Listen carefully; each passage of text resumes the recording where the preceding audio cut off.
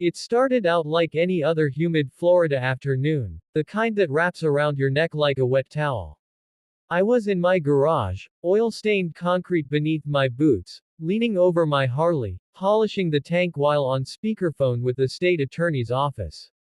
We were deep in discussion about an upcoming deposition I was to give in a high-profile fraud case, one of those politically messy ones where everyone's walking on eggshells and the stakes are steep. My garage was half open to let some air in, the rumble of cicadas barely cutting through the drone of the conversation.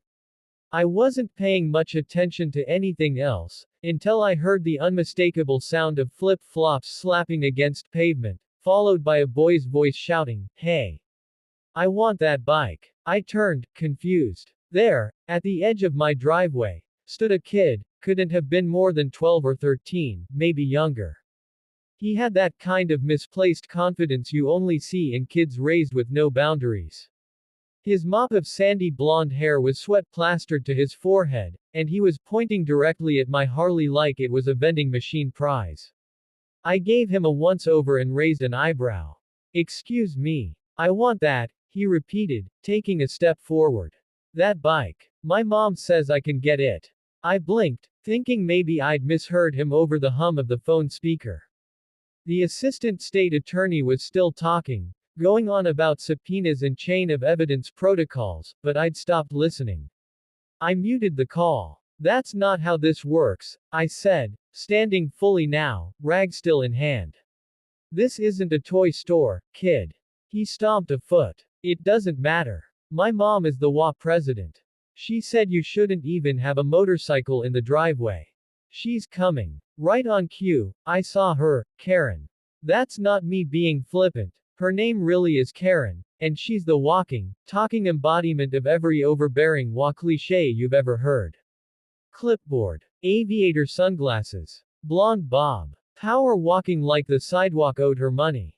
I sighed. Karen and I had run-ins before, passive-aggressive letters about the non-regulation height of my hedges, complaints about the noise level from my tools, and an official warning when I had parked my Harley in my own driveway overnight. She stormed up like she was leading a SWAT team. "Is there a reason you're intimidating my son?" she demanded, voice loud and righteous. I took a breath. "He told me he wants my bike. Said you said he could have it." "I said nothing of the sort," she snapped. "But you shouldn't have it out here. It's a violation of Section 3.1b of the Neighborhood Agreement. Motorcycles must be stored out of sight when not in use." "I'm prepping it for a ride," I said evenly. "It'll be gone in an hour." "That's not the point. You know the rules. You're setting a terrible example. And frankly, if you weren't on that phone looking so suspicious, I'd think you were dealing drugs out here." That hit a nerve. I've been a defense investigator for over a decade. I've put murderers behind bars and gotten innocent people off death row. Being accused of shady dealings by someone who still thinks Starbucks is a political battleground. That wasn't going to fly. "Actually," I said, unmuting the phone, "you're now interrupting an active legal consultation. I'm briefing the state attorney about evidence in the Santiago case. Maybe you've heard of it, it's on the news every other night." Karen blinked, momentarily thrown off. But then she recovered, flipping into full Karen mode. "You know what? I don't care what you say you're doing. You're being aggressive. My son is traumatized. You raised your voice." I hadn't, but logic wasn't going to reach her. She turned to the boy. "Go inside and call 911. Tell them. He's threatening you." "You've got to be kidding me," I said. But she wasn't. The kid turned and ran back toward their house. Now, I've dealt with enough nonsense in my life to keep my cool when needed. But having a child weaponized against me, especially while I was involved in something so sensitive as prepping legal testimony, sent my blood pressure up. The state attorney's voice crackled over the phone. "Did I just hear that correctly?" "Yeah," I muttered. "Apparently I'm being reported for existing in my own garage." Karen pulled out her phone too. "I'm recording this for documentation," she said smugly. "Please do," I said. "Just make sure you get my good side." She started filming me, circling like I was a wild animal she'd cornered, trying to get a reaction. I stayed stone-faced, leaning back on the Harley, arms crossed. A few neighbors peeked from their windows, curtain corners shifting slightly. One or two even stepped onto their porches. Not to help, of course. Just for the show. A few minutes later, the squad car rolled up. Two deputies stepped out. One of them, Deputy Rains, I recognized from a prior community safety briefing. We'd worked together during a missing persons case the previous year. His face lit up when he saw me. Hey, wasn't expecting to see you today. Likewise, I said. Karen marched forward like she was leading a parade. Officer, this man is threatening my child and violating HOA rules by having that thing in his driveway. Rains looked past her to me, then down at the Harley, then back at her. Ma'am, having a motorcycle in your driveway isn't a criminal offense. But the HOA. We're not HOA enforcement, he said, cutting her off gently but firmly. Karen's lips thinned like she'd sucked on a lemon. The other deputy glanced at me. Everything all right here? I nodded. Just trying to do my job and prep this bike for a run. Kid came over and started demanding it. Then she accused me of, well, all that. Rains nodded slowly. You recording any of it? I held up my phone, where the call with the state attorney was still ongoing. All of it, including her sending her son to call 911 and falsely claim I threatened him. Karen blanched. At that moment, her son came jogging back out. The dispatcher said they're sending someone. Oh. He froze when he saw the deputies already standing there. Rains sighed. Ma'am, I'd advise against using emergency services for personal disputes. That can be considered a misuse of 911. Karen's bravado started to melt. Well, I didn't mean. The second deputy stepped in. How about we call this a misunderstanding? You go home, he finishes his work, and nobody wastes any more public resources. Karen opened her mouth to argue, but Rains gave her a look. The kind that said, this is your only chance to back out gracefully. She huffed, spun on her heel, and barked at her son to follow her. They stalked off without another word. I waited until they were back inside before shaking my head and exhaling. Man, Rains said with a chuckle. You ever consider moving? Every day, I replied. Sure. Here's an expanded version of part 2, brought to approximately 1,000 words, continuing from the setup you've described. The tension that had been simmering since the HOA meeting a week ago finally reached its boiling point that morning. I'd already had a long night preparing a detailed case summary for the state attorney's office. It involved a zoning dispute tied to our community's redevelopment plan, something that could either clean up this neighborhood or turn it into a bureaucratic quagmire, depending on how it was handled. I'd been appointed as a liaison from our block, reluctantly, but officially. So when the call came through that morning for a brief in-person session at the local government annex, I didn't hesitate.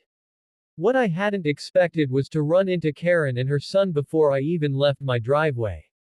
Karen, always ready with a clipboard and a grievance, was standing stiffly on the sidewalk like she'd been planted there overnight. Her son, maybe 19 or 20, was leaning against my Harley like it was his personal bench. The audacity would have been funny if I weren't already behind schedule. You're not taking that to a government meeting, are you? Karen scoffed, arms folded, her voice laced with artificial concern. I looked at her son, who hadn't moved. You're leaning on private property, I said calmly, trying not to escalate. He shrugged. Looks like it could use a new owner. Get off the bike, I said, sharper now. I kept my tone measured. I've dealt with prosecutors and defense attorneys alike. Pacing tone and reaction is second nature at this point.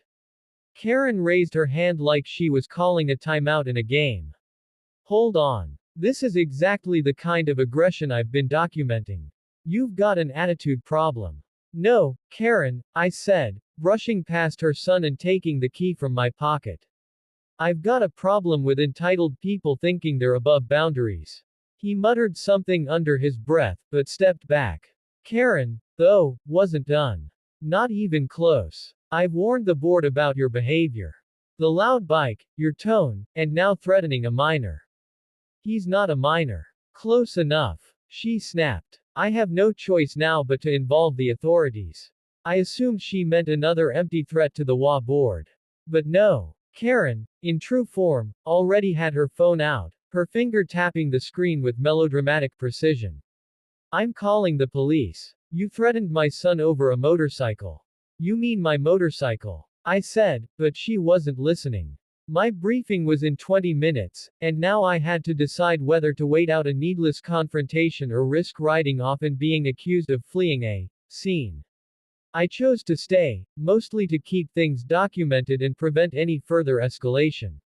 The police arrived in less than 10 minutes. That's about all the excitement this suburb sees, and Karen had given them the magic words: threat, minor, and hostile neighbor. 2 officers pulled up. One stayed near the cruiser while the other approached us. Karen was already in performance mode, gesturing wildly and describing what could have easily been mistaken for a hostage situation instead of a verbal disagreement in a driveway. Her son suddenly became far more subdued than he'd been earlier. Probably realizing that lying to the police might lead to consequences. I gave a full account, calmly and factually. I even showed them the brief I was holding, the very reason I was trying to leave. The officer looked at the file, then looked back at me. I could tell he saw the absurdity. Karen was less than pleased when they didn't arrest me on the spot. She turned to the younger officer and started repeating herself with louder volume. Ma'am, he interrupted, we're not seeing any reason to file a report. There's no damage, no physical contact, and it sounds like this was just a disagreement. You're ignoring the threat. He told my son to get off like it was some kind of attack. That's not a criminal offense, the officer replied, politely but firmly. We're done here unless something new happens. Karen looked like she might implode. Her face flushed, mouth opening and closing like she was choosing between curses and lawsuits. Eventually, she settled for huffing and storming back toward her house, dragging her son behind her like a disobedient dog. I finally started my bike, gave the officers a respectful nod, and rode off. I still made the briefing, barely. But the incident followed me all day. Not because of what happened, but because of what it represented. This wasn't about a bike. Or even about Karen, really. It was about a growing divide in our community, between people who wanted power through control and those who just wanted to live without unnecessary drama. Later that week, the HOA board met in an emergency session.